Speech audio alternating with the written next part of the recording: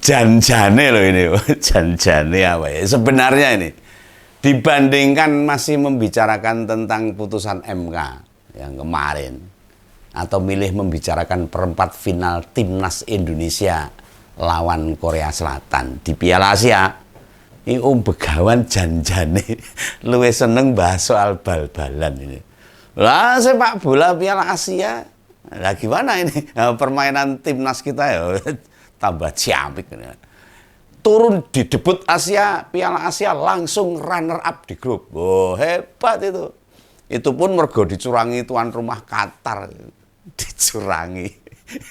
Ingat ini. Jangan-jangan ini ada hubungannya dengan Pilpres ini.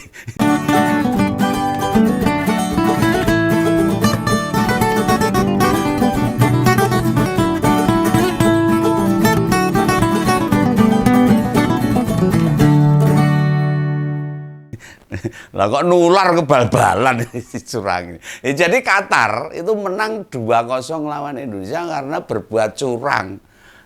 Oh iya no, wasite malah ngewangi ya. Harus dengan mengkartu merahkan 2 pemain kita. Pemainnya cuma 9, Qatar jadi 12. Tambah wasit. Malah ciloko. Itu belum pelanggaran lainnya tuh. Sing digawe-gawe wasit jadi cawe-cawe juga itu. Sehingga menang Qatar. Cawe-cawe wasit itu punya kekuasaan wasit itu. Nek gak ada pelanggaran misalnya, hasilnya iso kaya karo Australia yang dikalahkan 1-0 sama timnas kita. Atau kayak sama Yordania itu. Diremuk 4-1. Itu kalau penguasa itu wasit nggak cawe-cawe atau tidak berbuat curang. Wah, ini menunjukkan bahwa Qatar di Piala Asia sekarang itu butuh curang ben menang. Nek ora curang ora menang, itu Qatar itu. Itu kasat mata, bisa dilihat oleh dunia. Semua malah jadi anekdot ini, jadi bahan lucu di seluruh dunia. Lah pas lawan Yordania, aslinya ya imbang toh. Nah, padahal Yordania sama Indonesia remuk 4-1. Di tambahan waktu genap pemain Qatar melakukan pelanggaran. Ya ora disemprit. Padahal malah pelanggaran kasat mata juga itu. Wasitnya ya nggak nyemprit. Nah, di olahraga saja. Kadang tuan rumah mendapatkan privilege. Ya, mendapatkan keistimewaan. Mendapatkan perbedaan perlakuan. Kita kan jadi mikir nih. Bener toh? Kayak Pilpres yang terselenggara tahun ini. Penyelenggaraan dan pengawasnya wis disumpah netral. Pakai gini. Tapi prakteknya kan kita semua tahu itu. Padahal sumpahnya itu demi nama Tuhan loh. Rawat dia Tuhan ini. Ya makanya kayak wasit di mana Qatar bermain. Angel netralnya.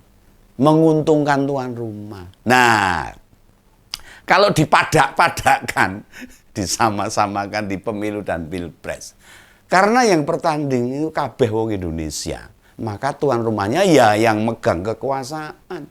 Yang jadi wasit, KPU dan semuanya, Bawaslu dan semuanya. Ini yang kemarin sempat dibuka-buka di sidang Mahkamah Konstitusi. Setelah putusan gugatan dibacakan MK.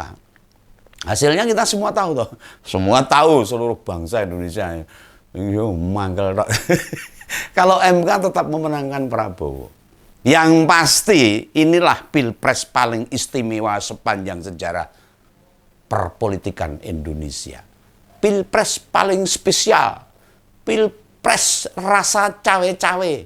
Rasa coklat apa rasa susu enak. Rasa cawe-cawe apa itu. Pilpres seolah-olah demokrasi dan bagi kubu-kubu sebelah. Om Begawan mau nanya ini. Pada ngerti gimana sikap pasangan Pak Anies dan Caimin serta Pak Ganjar sama Profesor Mahfud? Tahu nggak? Ayo biye. Ia tetap mengucapkan selamat bekerja toh, kepada pemenang.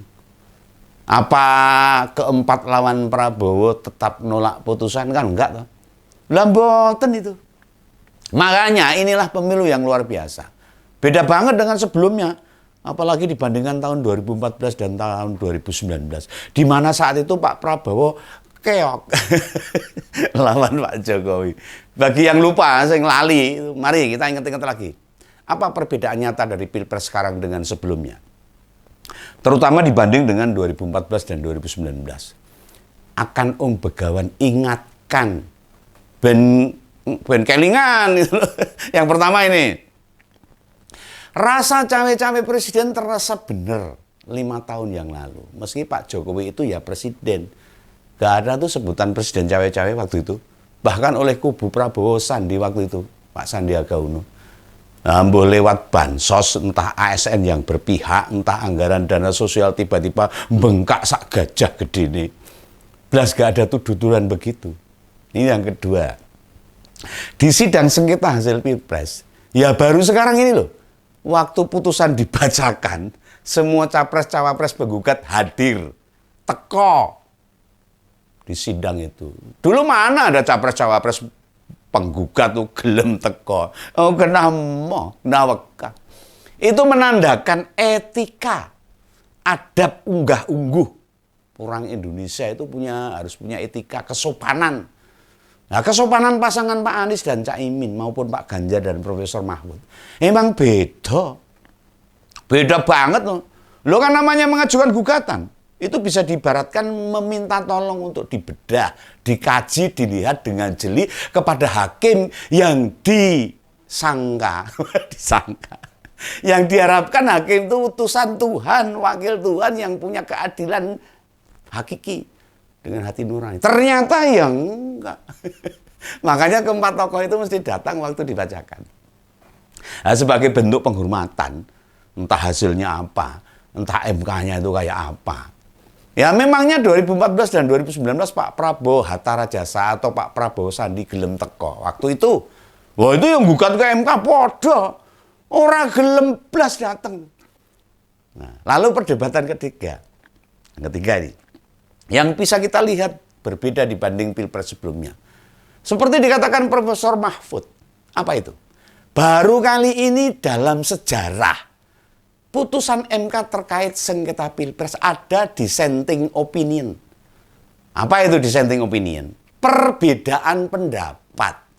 Alias ora utuh gitu loh. Tidak utuh, ora bunder ngeleser. Tahu nggak? Keputusan hakim MK dari 8 MK hakim, komposisinya 5-3.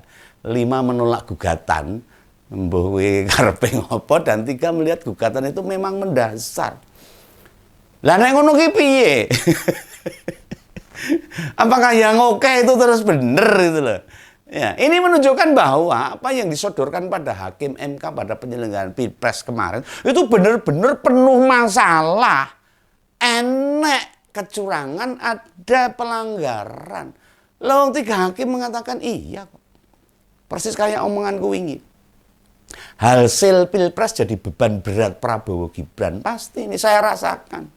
Makanya ini pembelajaran juga bagi kita termasuk Begawan. Jika mau melakukan sesuatu, rasa nganggo curang-curangan barang. Renek gunane itu. Renek gunane. Malah yang ada merugikan. Lalu urutan keempat yang membedakan kondisi Pilpres sekarang dengan sebelumnya. Sepanjang persidangan MK dan juga putusan waktu dibacakan. Lihatlah. Apa yang terjadi di lokasi sekitar MK atau Bawaslu? 2014-2019 dulu, waduh, demo orang madrek-madrek gitu. Bahkan beberapa kali bentrok sama aparat kepolisian. Ada yang luka. Jujur wae ini Begawan dulu sempat mikir. Apa yang kalah mau buat kekacauan ya?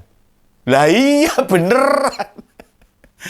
Lawang sampai ada korban jiwa segala waktu itu. Bagi sing ra ngandel yang nggak inget, ayo ini sing nggak mau inget, nggak mau ngandel, ayo smartphone-mu dipakai buat ngecek kebenaran Begawan ini. Iya ini, terutama para haters yang ngompol. Jangan hanya nggak setuju saja, namun nggak mau cross check, HP-nya smartphone penggunanya nggak smart, ya podo wae. Nyekel HP tok itu.